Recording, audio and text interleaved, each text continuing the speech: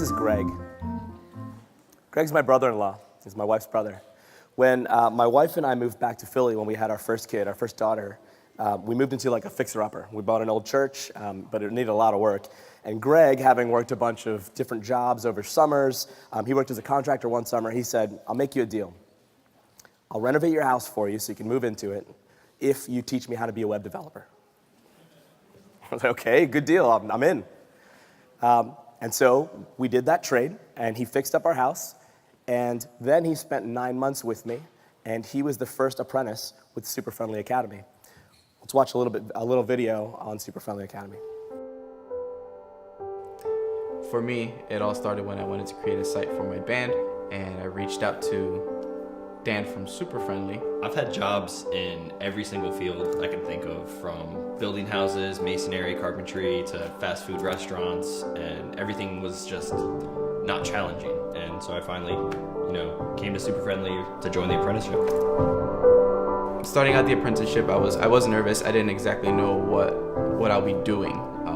Whether it was like the cliche apprenticeship, going out to get coffee, or doing the small things. But I was actually surprised when Dan really put me in front of the computer and said, okay, we're gonna learn. The projects that Superfriendly takes on, it's diverse. Big to small to really intricate to very simple things. One thing you're gonna learn is different techniques and approaches to design.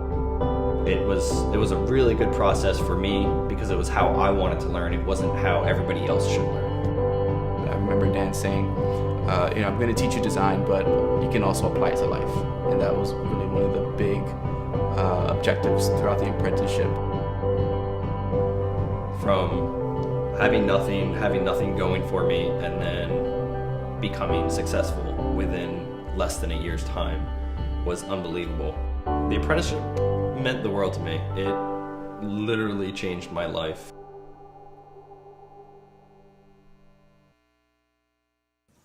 Greg wasn't kidding. It literally did change his life. Afterward, he proposed to his girlfriend. They got married on the beach shortly after that. They bought a house and an awesome dog named Zeta. This is Greg on the About page of the agency that he works at, Blue Cadet, which is an amazing agency in Philly. Maybe most importantly, he got a haircut.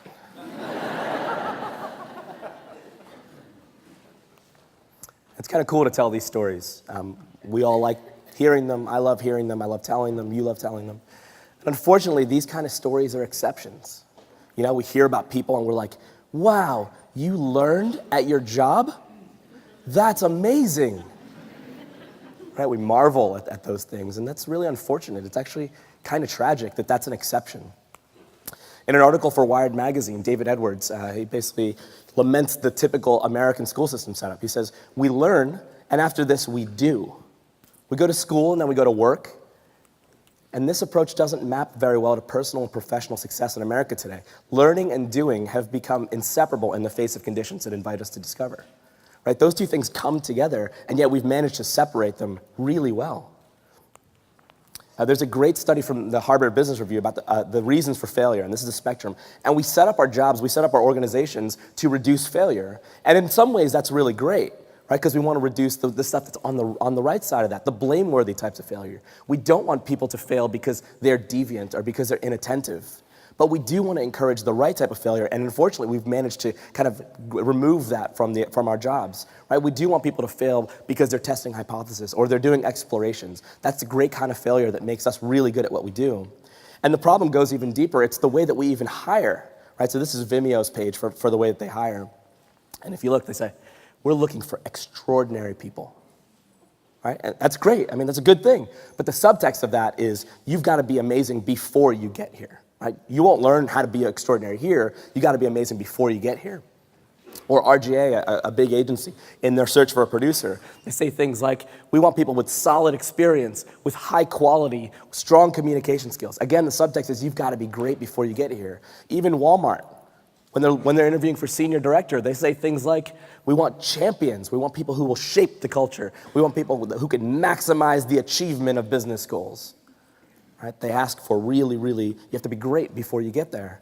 And it makes sense, right? Because imagine a job description looked like this. We're looking for a designer that's a bit of an underachiever. somebody pretty average, no skills required. And don't worry about being a self-starter. If you can follow orders, you know what? That's good enough for us. Now, this wouldn't really go over well. Or would it? Let's look at a couple of stats. 40,000 Americans graduate with a bachelor's degree in computer science each year. Right? This is from the Economic Policy Institute. 1 million programming jobs by 2020, 1 million will go unfilled. This is by the Bureau of Labor Statistics. And about 8 million people, just under 8 million people are unemployed in the United States every year. Now, if you put all these together, they're interesting stats on their own. If you put them all together, you can sort of map them. All right, so let's map these graduates to a spectrum. We've got the spectrum here. This is the spectrum of skills. At the top, mad skills with a Z. At the bottom, nah skills. Yeah, that's right. I'm from Philly. If you map the 40,000 computer science graduates across the spectrum, they sort of fall toward the top, right? Not great at what they do yet, they're just graduating, but toward the top of this. And if you mix that in with people like us, people in the audience, right? People who have taken time to develop their skills, you get people that are at the top range of that, and this kind of reflects our industry. But if you add that other statistic, right? The 8 million people that are unemployed in the US right now, you get this bottom end that's really, really heavy. And now this is not drawn to scale. Actually, it would be a lot more severe if it was drawn to scale. If it were drawn to scale, for every one dot at the top, you'd have 200 dots at the bottom. Right? So imagine how that would look on a slide. Now what happens is, when we're looking for jobs, when our organizations, when we look for people to hire, we look at that top set. You know, we look for people that are really, really good at what they do. And what we do is we throw money at them, right? Because that's the only incentive that we have. And those people move from job to job, right? They just keep moving along, 2 years here, 2 years there, 2 years here. And those people get better and better and better, and their skills rise. And unfortunately, what happens is it creates more of a chasm between that top layer and that bottom layer. I believe we have a solution to this, and I think it's called apprenticeship. It's a way to bridge those two. As they're getting wider, an apprenticeship is a way that we could tie from the bottom to the top and from the top to the bottom. By the end of the talk, what I'm hoping to convince you of is at least to think about taking on an apprentice or starting an apprenticeship program at your company. So what do I mean by apprenticeship? Well, Wikipedia explains it as a system of training a new generation of practitioners of a trade or profession with on-the-job training and often some accompanying study. This is not a new concept. We didn't invent this, right? This has been going on for a while. So if you think about where apprenticeships were the most popular, you think of sort of the medieval times, you think about blacksmiths, right? So blacksmiths had apprentices. And the way that an apprentice would work is a set of parents would indenture their child to a master at a certain trade. So when a kid was 8 or 9 years old, the parents would take them to, say, a blacksmith, a master blacksmith, and say, we indenture our kid to you, and the master blacksmith takes that kid on for 7 years to live with him. And throughout that 7 years, that kid learns how to be a really good blacksmith, but also learns the business of blacksmithing, how to deal with customers, how to understand what people want, how to really be good at their craft as well. And then they learn all sorts of other skills. They gotta learn how to make their bed. They gotta learn how to cook. They gotta learn how to clean. So it's not just the trade, it's everything around the trade that will make them a professional. What happens after that is after that 7 years, the master releases that apprentice, and that apprentice becomes a journeyman. And they go from blacksmith to blacksmith, helping them out with different projects, doing their own blacksmith work, right? So they literally journey around their town or their country, and they learn how to be a better blacksmith. And when they feel they've done a good job of learning what they need to know, they complete a master project.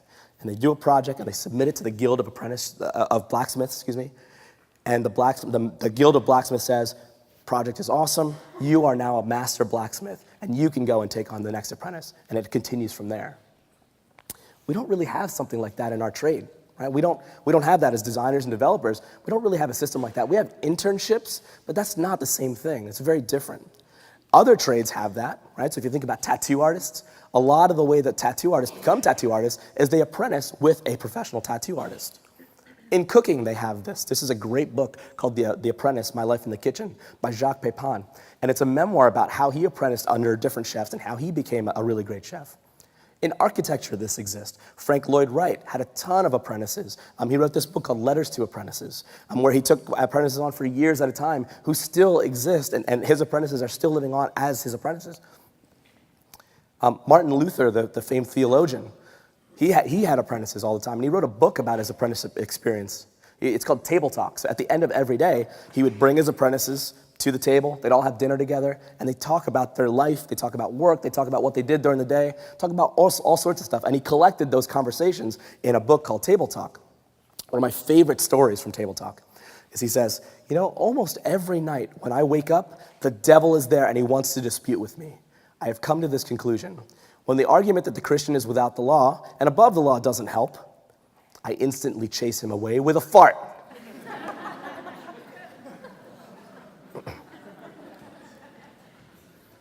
Famed theologian Martin Luther. This is kind of what I strive for with my apprenticeship. Not to teach people about farts. Maybe a little bit, but to teach people about everything that happens. Apprenticeship is a life experience. It's not just a job experience, right? You talk about things like your job. You talk about life. You talk about flatulence. That's part of life. So I'm going to tell you a little bit about what the Superfriendly Apprenticeship looks like. It's a longer apprenticeship than most. It's about 9 months, and it's broken up into 3 parts, and I'll tell you a little bit about the 3 parts. So the first part, the first 3 months, months 1 through 3, is basic training. Now, I work with people that don't have any experience being designers or developers, right? So these people come from convenience stores, radio stations, but they're people that want to do something with their lives. They want to change their lives, and working a minimum wage job is not a great way for them to do that, so they need to be able to do something different. So the first day of the apprenticeship is really, really basic. We go over what a URL is. We go over what a browser is and how the internet works. For designers, we open Photoshop or Sketch and we go through the toolbar. We say, this is called the Move tool, this is the Marquee tool, this is this tool, this is that tool. And we talk about what they do. For a developer, we write our first lines of HTML on that first day. This is an angle bracket. This is what a tag is. This is what an attribute is. This is what a value is. These are quotation marks. We talk about very, very basic things. And the point of those 3 months is just to take those people that are in the bottom level, remember that graph? The bottom level, and just raise their level slightly. How do we move them up on that skills chart? That's the first 3 months, is just doing that. It's unpaid. I asked because they are not valuable to me at that point. I can't put them on projects. But I don't pay them, but they don't pay any tuition. It's sort of, you have to come to the table. And what I asked them to do is I asked them to save up 2 months worth of cash, 3 months worth of cash, because it's going to be really hard for you to have a part-time job while you do this. That weeds out a lot of people. A lot of people don't even have that amount of motivation. The people that do progress, and as they learn more, then the next 3 months, months 3 through 6, are about project work. I could start putting them on projects slowly. So I could say, for the first project, you are now in charge of the footer. That's your job on this site. That's it. Just the footer. The team will do the rest. And some of my apprentices go on to be freelancers. So I help them price. How much will you charge me for the footer? I treat them like contractors. How much would you charge me to design the footer? And they'll come back and say, $20. Too low. Here's why. And we work on that together. And then they come back and they say, got it, $5K. Too high. Let's talk about why. And we work on that stuff together. Right? We learn how to. I try to create an environment where they can fail, where they can do exploratory failure, they can do hypothesis testing. After that, the next 3 months, months 7 through 9, are about job searches and interview preps. Superfriendly is a one-employee agency. I'm the only employee. They know they're not going to get a job at Superfriendly afterwards. So instead, where are they going to work? You want to move to Denver? Great. Research a bunch of agencies in Denver. You want to move to San Francisco? Awesome. Make a list of the startups that you want to work at. And we interview, we create portfolios that are targeted at that so that they can go get jobs where they are. It's bringing back the idea of a journeyman. Now go and journey. Make your journey. Go see how another agency works. See how some startups work. Go work at a product. Go get diverse experiences so that one day you can do your master project and be considered a master, and then you take on apprentices after that. Right, so that's kind of what the format of that apprenticeship looks like. And out of that, I've had some great people. Sherelle here. Sherelle started as a substitute teacher. After her apprenticeship, she's now freelancing as a designer, doing a bunch of identity work for startups in Philly. Coral was a translator at the airport. Right? She worked in customs. Now she's a freelance photographer. She took her design skills and now is doing photography work. Josh worked at a radio station. After his apprenticeship, he became an interactive designer at an agency in Philly called Net Plus. So everybody's doing different things with their skills. Some of them are directly related to what they apprenticed for. Some of them are a bit of a tangent, but that's okay because they now have new skills that they can take and they can grow. All right, so you might be thinking, well, that's well and good. That sounds cool. You're doing something for the world, whatever. But why should I apprentice? What's in it for me? What's in it for my company? I think that's okay. That's a great thing to think, right? Because you could be doing something for the world, but it could be taking a toll on you. So it's got to be mutually beneficial. So what are the benefits that would have to you? Why would you take on an apprentice? Well, I have a couple of factors here. One is that if you're trying to hire at your company, you're probably trying to hire from that top pool, right? That top set. Why choose from that pool, which is highly competitive and very expensive, when you can choose from this one? It's a wider talent pool, literally 200 times more likely to find a candidate. Just play the numbers game, like that's one. So instead of throwing money at a person, if you can throw a little bit of investment of time in teaching, maybe you can get better candidates. Okay, the other thing, as I just mentioned, is it's a lot cheaper. So imagine you're trying to hire a senior designer, right? You look for that top pool, you go, that person, that's who we want to hire. Well, that person likely has other job offers, right? They're probably good, which is why you're trying to hire them. And so maybe you convince that senior designer to work at your company, and you say, we can give you an $80,000 salary, right? Which is a fairly competitive salary. The next year, you give them maybe the 5% typical annual raise, and now they're making $84,000. So over 2 years, just looking at the math, you spent $164,000 on that senior designer. The third year, a lot of statistics point to the fact that people hop around every 2 to 3 years. So maybe that senior designer leaves for a better job halfway through the year. You spent $42,000 that year, half of their salary, and now you have a job search to do. Now you have a lot of work on your plate. You've spent $206,000 and you still don't have a designer anymore. Now you have to go and do this all over again. Let's compare that with looking for somebody from this pool, right? You find somebody there and you say, you know what, this person has a lot of promise. I think the motivation is right. There's a sweet spot of not being too motivated, but definitely motivated enough. So I'm going to invest in this person. If you give that person a $40,000 a year job, that's awesome to them. That's amazing, right? Now they are loyal to you because you're doing them a solid, and they're doing you one too. It's mutually beneficial. The second year, you give them that 5% annual raise. Now they're paying them $42,000. That's the most they might have been paid ever in their lives. Over 2 years, you've spent $82,000. The third year, maybe you give them another 5% annual raise, and you bump them up to $44,100. The likelihood that that person is going to stay with you is a lot greater because you are the one that has given them a chance. Right? They're loyal to you, and you only spent $126,000 versus, in the other scenario, $206,000. That's almost an 80K savings, and every year that this happens, those savings increase exponentially. I don't have the stats off the top of my head, but people who grow up in an agency or in a product or in a startup tend to stay versus people that come in at higher levels. So if you can start somebody low and grow with you, there's a higher likelihood that they become your champion.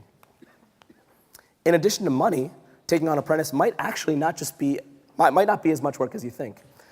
Take a guess, over a 9-month apprenticeship, how much time, so I track my time pretty religiously, how much time do you think I spent with an apprentice? How much time have I tracked over the year?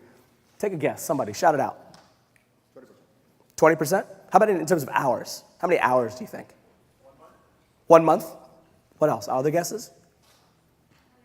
100 hours. Other guesses? 500 hours. Those are great guesses. Want to know what I found when I looked at the last 10 apprentices? How much time I spent with them? 35 hours over 9 months. Not a lot. What that breaks down to, if you want something more manageable, 4 hours a month. 1 hour a week. 12 minutes a day. To get somebody from zero to entry-level designer, entry-level developer, that's all it takes. It doesn't take a lot. A little asterisk here. What I'm not counting in this number is the time that I spent with them during projects. But I bill that to the project, so that's not coming out of my pocket. That's not coming out of me that I have to fund that. That's coming out of the client because I use client work to help fund that. What about money? How much money will I have spent over a 9-month apprenticeship? Well, on average, I've given each apprentice about $7,000, right? And that seems like a lot of money, but let's break it down. It's over $1,100 a month. It's about $292 a week, $58 a day, $7 an hour. Now, if you think about that, you're basically offering them a great choice. $7 an hour at McDonald's or $7 an hour working on a skill that you can grow that can take you higher. You can probably afford that. They can probably do that because if they're willing to work food service, they'd be willing to work on a thing that helps build their career. So it's, again, mutually beneficial there. So the point that I'm trying to make out of this is that it's both affordable and it's probably not as much work as you might think to take on an apprentice. Maybe the last reason here, and maybe one of the best reasons, is that if you try and work with somebody out of that bottom pool, the chances that they look like you, and the chances that they think like you, and the chances that they are like you are very low. And that's a great, great thing. You get more diverse people. If you try to work from that top pool, you will most likely get people that act and think and work like you. So all of the things that you do are going to be very myopic. By broadening that skill set, you actually broaden your perspective. You broaden the diversity. Choosing to work with people that are likely not like you are a great skill for everyone to have.